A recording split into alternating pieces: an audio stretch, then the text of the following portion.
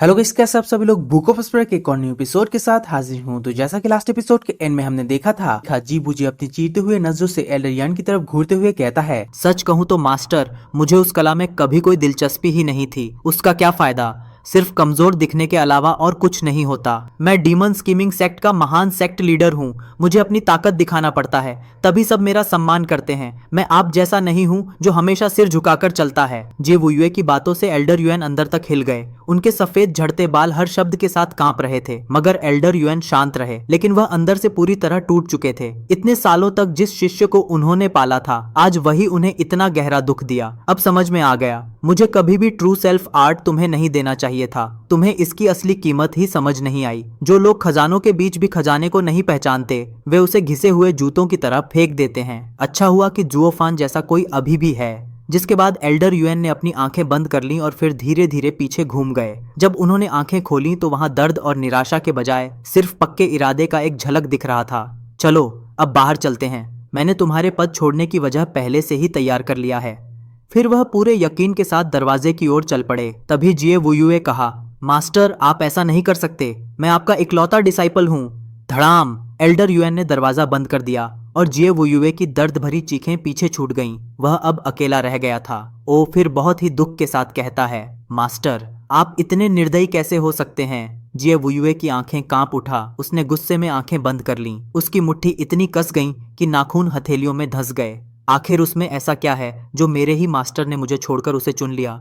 फिर वो एक लंबी सांस लेता है। उसकी आंखों में अब बस खून की प्यास झलक रहा था। इधर एल्डर युएन का चेहरा शांत दिख रहा था, लेकिन उसका दिल अंदर से टूटा हुआ था। उसका वही डिसाइपल जो कभी सेक्ट के लिए सब कुछ छोड़ने को तैयार था, लेकिन आज वह पूरी तरीके से अंधकार में डूब चुका था, जहां अब बस पछतावा और शर्म बचा था। उधर जुओ फान एल्डर युएन को देखकर खड़ा हुआ और झुककर बोला, मास्टर। तो यह सुनकर एल्डर युएन मुस्कुराए और फिर जुओ फान से कहता है, अब तुम सेक्ट लीडर बनने वाले हो। बेहतर होगा कि तुम मुझे हाई वेनरेबल कहो। डीमन स्कीमिंग सेक्ट में स्टेटस की मर्यादा पब्लिक और प्राइवेट दोनों जगह स्पष्ट होनी चाहिए। उसमें भावनाओं को नहीं घुसने देना चाहिए। यह वही शिक्षा थी जो मैंने पहले सीए वुयुए को दिया था। जुओ फान ने भौहें उठाकर बोला, मास्टर आप गलत समझ रहे हैं। स्टेटस की मर्यादा जरूरी है, लेकिन अभी मैं सेक्ट लीडर की जिम्मेदारी नहीं निभा रहा हूँ, और जब तक मैं आपको मास्टर मानता हूँ तब तक मैं आपका ही डिसाइपल हूँ, और डिसाइपल का फर्ज है कि वह मास्टर को सम्मान दे। यह सुनकर एल्डर युएन चौंक गए। उन्होंने लंबी नजर डालकर धीरे से बोले, अब समझ में आया, निजी और सार्वजनिक बातें अलग होती हैं। जैसे कभी स्वर्ग और पृथ्वी एक थे, फिर यिन और यांग के अलग होने से सब कुछ बदल गया। इसका मतलब है कि निजी और सार्वजनिक एक दूसरे में बदल भी सकते हैं। कितनी मूर्ख था मैं बस उसे ताकत की तरफ धकेला, लेकिन दोस्ती का एहसास कभी नहीं दिया। इसीलिए आज वह ऐसा बन गया। यह मेरी गलती है। यह सुनकर जुओफान हैरान होकर बोले, मास्टर आप क्या कह रहे हैं। तो एल्डर युएन ने हंसते हुए अपना सिर हिलाया, कुछ नहीं, बस तुमसे एक विनती है। ये वुयुए बाहर आएगा और शायद पद छोड़ देगा, लेकिन सेक्ट की सुरक्षा के लिए जरूरी है कि वह और लोगों को न उकसाए। जब कोई नया एम्परर सत्ता में आता है तो अपनी दुश्मन को कुचलने के लिए कड़े कदम उठाता है, लेकिन डीमन स्कीमिंग सेक्ट इतनी बड़ी नहीं है कि ऐसी मारकाट झेल सके। तो यह सुनकर जुओफान कहता है, ओह जरूर, जबकि मास्टर ने कहा है, मैं बेशक हाई वेनरेबल के सुझाव को मना नहीं करूंगा। सबसे बुरी हालत में मुझे ज्यादा से ज्यादा पद से हटा दिया जाएगा और फिर मुझे यहाँ से जाना पड़ेगा। वैसे भी मुझे इस पद से कोई लगाव नहीं है। दूसरी ओर एल्डर युएन ने सिर हिलाया, लेकिन अंदर ही अंदर एक कड़वी मुस्कान थी। फिर वह मन ही मन सोचने लगा, जुओ फान ने कहा था, जब तक मैं हूँ यह सेक्ट उसका घर है, लेकिन फिर भी वह सेक्ट लीडर बनने को लेकर इतना उदासीन है। अगर सच में वह इसे घर मानता तो ऐसा न होता। मैं क्या करूं कि वह सच में इस सेक्ट को अपना घर माने। कुछ तो करना होगा, वरना यह लड़का एक दिन यहाँ से चला जाएगा। तभी दरवाजा खुला और सीए वुयुए बाहर आया। चेहरे पर भारी उदासी थी। जुओ फान को देखकर उसकी नजरें जहरीली हो गईं, लेकिन अब वह पागलपन नहीं था। तभी एल्डर युएन ने पूछा, तो क्या फैसला लिया तुमने। बिल्कुल न चाहते हुए भी सीए वुयुए ने सिर हिलाया, हाँ। तो यह सुनकर एल्डर युएन ने लंबी सांस ली और फिर जुओ फान व चू चिंगचेंग की ओर देखकर बोले, तुम तीनों मेरे साथ चलो। अब समय आ गया है कि हम सब कुछ ठीक कर दें। फिर एल्डर युएन आगे आगे चल पड़े। पीछे जुओ फान, चू चिंगचेंग और सीए वुयुए आने लगे। एक भारी गड़गड़ाहट के साथ मेन हॉल के बाहरी दरवाजे खुला। इसी के साथ बाहर खड़े सभी लोगों ने उधर देखने लगा। वेनरेबल बाई की तरफ वाले सब तनाव में थे। सोच रहे थे क्या स्टुअर्ट जुओ मारा जाएगा, फिर वे बगावत कैसे करेंगे। लेकिन जब उन्होंने जुओ फान और चू चिंगचेंग को बाहर आते देखा तो सबने चैन की सांस ली। अब सभी की नजर एल्डर युएन की ओर गई कि वह बताएंगे अंदर क्या हुआ। दूसरी तरफ एल्डर युएन को सबकी चाहत का पहले से ही अंदाजा था। उन्होंने गला साफ कर जोर से ऐलान किया, डीमन स्कीमिंग सेक्ट के सभी लोग ध्यान दें। हमारे सेक्ट के डिसाइपल जुओ फान ने डबल ड्रैगन गैदरिंग में असाधारण परफॉर्मेंस दिखाया और सेक्ट की इज्जत बढ़ाई।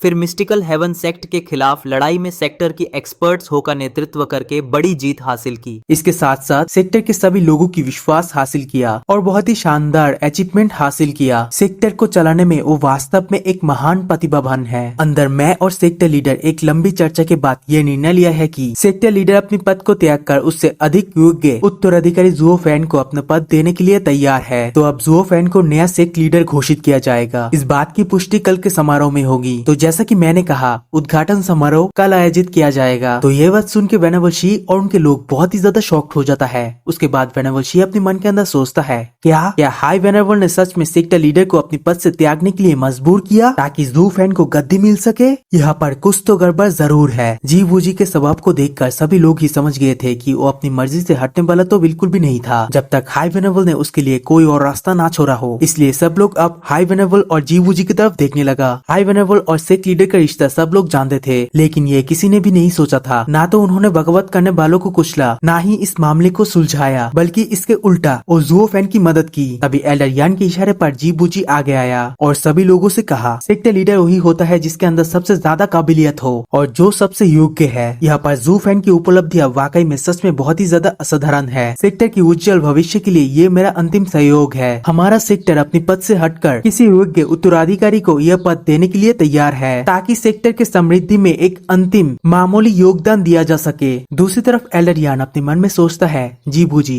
ये बिल्कुल सही था। और फिर सभी लोगों से कहता है, कल सेक्ट लीडर के पदभार समारोह के साथ साथ एक और खुशी का मौका होगा। और फिर एल्डर यान जू फैन और चू किंगचैंग की तरफ इशारा करते हुए कहता है, हम हमारे नया सेक्टर लीडर के लिए एक बहुत ही बड़ी शादी का आयोजन करने जा रहे हैं। वहाँ पर एक शादी की भी रस्म होगी, जिसमें सेक्टर लीडर और उनके पत्नी के सुखद वैवाहिक जीवन का जश्न मनाया जाएगा। हुर्रे! लेकिन ये बात सुनकर डीमन स्कीमिंग सेक्टर के सभी एल्डर्स और वेनेबल काफी ज्यादा शॉक्ड हो जाता है और सभी लोग ही एक साथ कहता है, क्या एक शादी का भोज? तभी वेनेबल भाई कहता है, सेक्टर के रूल्स का ऐसा खुला उल्लंघन, वो भी जो रूल हजारों वर्षों से चला आ रहा है, भले ही ये हाई वेनेबल और अगले सेक्टर लीडर के आदेश हो, लेकिन क्या वाकई में हजारों सालों की रिवाज को तोड़ना सही होगा? तभी वेनेबल शी आगे बढ़ते हुए कहता है, मैं हाई वेनेबल को एक चीज अच्छी तरह से सूचित करना चाहता हूँ। और फिर ग्रीट करते हुए कहता है, हाई वेनेबल सेक्ट लीडर ने अपनी सेक्टर की भलाई के लिए अपनी पद को छोड़ा। ये तो पुण्य का काम है, जिससे आने वाली पीढ़ियों को सेक्टर के द्वारा बहुत ही ज्यादा लाभ होगा तथा सभी पीढ़ियां इसे याद रखेगी। लेकिन क्या ये नया सेक्टर लीडर के लिए कुछ ज्यादा ही नहीं है कि वो शुरू से ही सेक्टर के नियमों को खुलेआम तोड़ रहा है? तो ये सुनने के बाद एल्डर यान जू फैन से कहता है, देखा ये वेनेबल तो बस तुम्हारे शादी पर ही ध्यान दे रहे हैं, इन्हें जरा भी फर्क नहीं पड़ता सेक्टर लीडर कौन बनेगा। अब बताओ, क्या मैं सही नहीं था? जो सुनने के बाद जू फैन कहता है, हाँ जो तुम हमेशा कह रहे थे